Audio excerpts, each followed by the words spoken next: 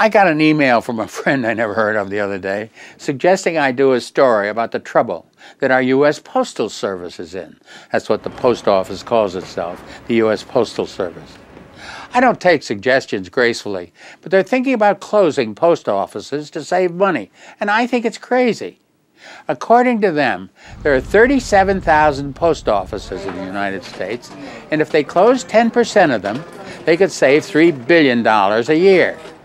They're also talking about reducing mail delivery from 6 to 5 days a week, and naturally, they've thought about raising the price of stamps again, too. Most of us don't like any of these solutions to the post office's problems. The best mail is the letter from a friend or a relative.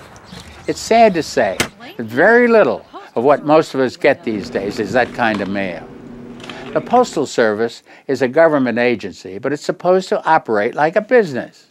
Most people don't realize that. I know I didn't realize it. But the post office does not get tax money. It has to pay for itself. In 1900, there were 77,000 post offices around the country. Today, with 4 times as many people, there are only 37,000 post offices. 40,000 fewer post offices for 230 million more Americans. No wonder it wasn't in the mail. We have a lot of things that need cutting, but post offices are not among them. There's something special about a letter. We all like to get one.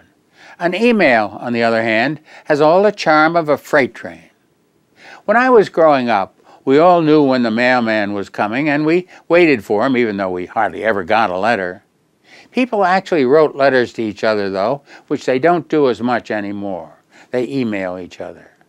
I would rather have a mailman or woman deliver junk mail to me than to get an email.